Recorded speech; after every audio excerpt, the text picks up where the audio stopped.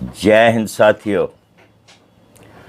गुमनाम जिंदगी थी, किसी ने बदनाम करने की साजिश ने हमें मशहूर कर दिया। दोस्तों, आज मैं तुम्हें एक बात बताता हूँ। एक धारा है 125 के अंतर्गत ये लिखा जाता है, ये कहा जाता है, जो एक्चुअल होना चाहिए। मैं नहीं जानता, कोई मैं वकील नहीं हूँ, लेकिन होना क्या चाहिए, क्या हमें चाहिए कि आगे क्या हो, ये गलत है तो क्यों गलत है, मैं इस बारे में बात करता हूँ। मैं कानून वानून नहीं जानता, मैं अभी आपसे बोल रहा हूँ।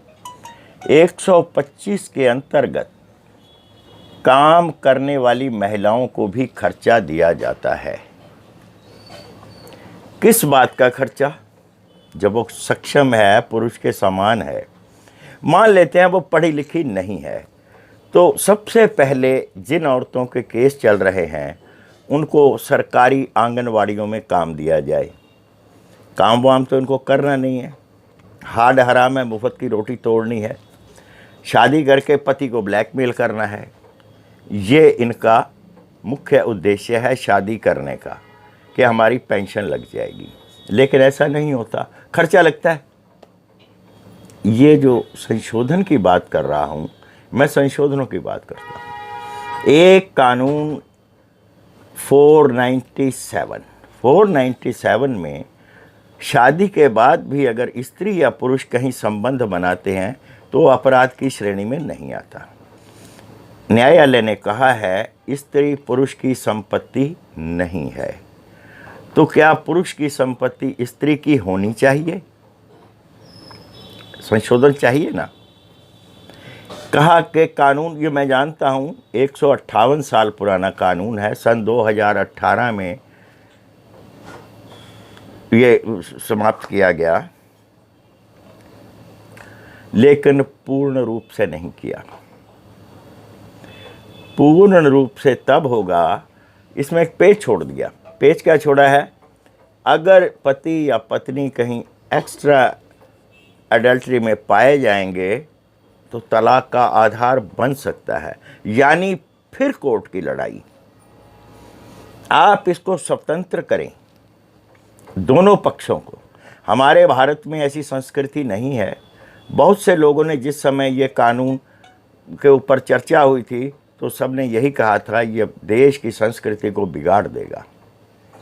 चलो, अगर आप करने पर ही आ गए हो तो इसको पूर्ण रूप से समाप्त करो।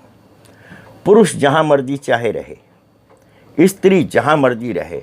गंद करना है तो खुल के करो, ऐसे मत करो कि केस का एक प्रावधान रख दिया जाता है। Honey trap.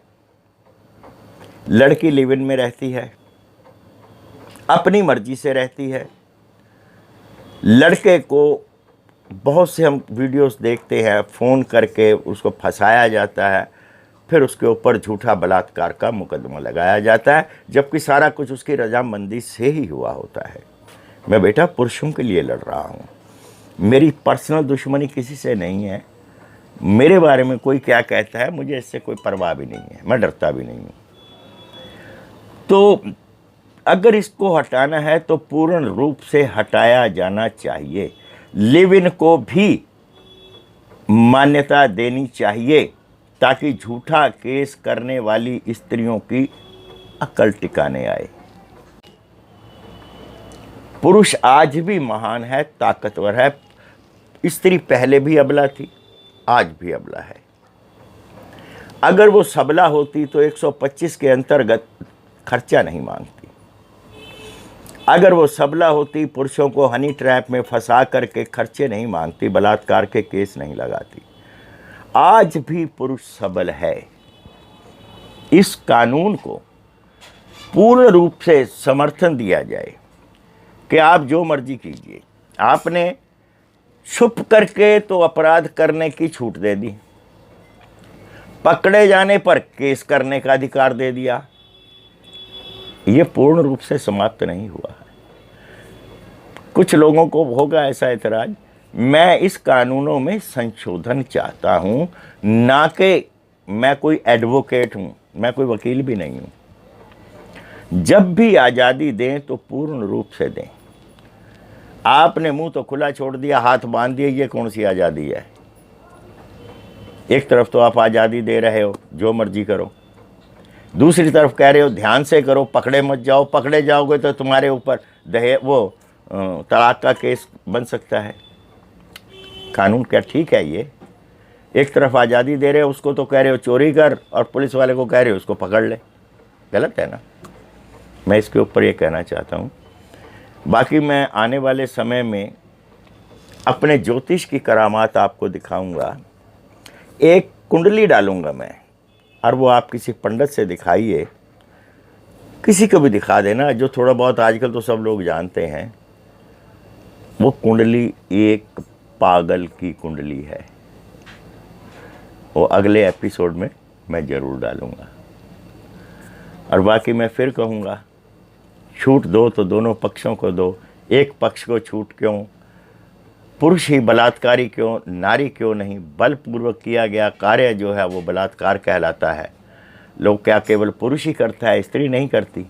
जो हनी ट्रैप में फंसा के बलपूर्वक लड़कों से पैसा लेती है, उनको फंसाती है, उनके ऊपर रेप के केस डालती है, ससुराल में जाकर अपने कानून का बल दिखा करके माँ बाप को उनके परेशान करती है, उनके बहन भाइयों को परेशान करती है, उनके साथ बलपूर्वक कानून का बल लेकर अत्याचार करती है, तो क्या ये बलात्कार की श्रेणी में नहीं होना चाहिए? अब आप इसको धारा देकर जो मर्जी समझ लीजिए। मैं पुरुषों के लिए लड़ रहा हूँ, पुरुषों के लिए लड़ता रहूँगा। मेरे बारे में कोई क्या कहता है मैं परवाह नहीं करता। मुझे वो राजकुमार का डायलॉग याद है, बाद में बताऊंगा अगले सीरियल में आपको, अगली वीडियो में ज़रूर बताऊंगा। वीडियो बनाने का मूड नहीं था मेरा, पर फिर भी मैंने कहा बच्चों को थोड़ा इतना तो समझ आए कि ये ना कहें कि नंदी बाबा की वीडियोस देर में आती है।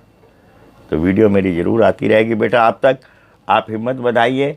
आप ये मत सोचिए कि आपके अगर माँ बाप पिट रहे हैं तो आप कानून की किताब लेके हाथ में आइए या अपने घर से दरबदर हो जाइए। आप निर्णय समय पर लीजिए, मौके पर लीजिए। पिटने के बाद वो पंजाबी में कहावत है, बख्तों खुंजी लौंबड़ी गावे आड़ बताड़, ये मत करिए। कानून कोर्ट आपको आत्मरक्षा का पूरा अधिकार देता है। जय हिंद साथियों, आपके साथ हूँ बच्चों। जय हिंद।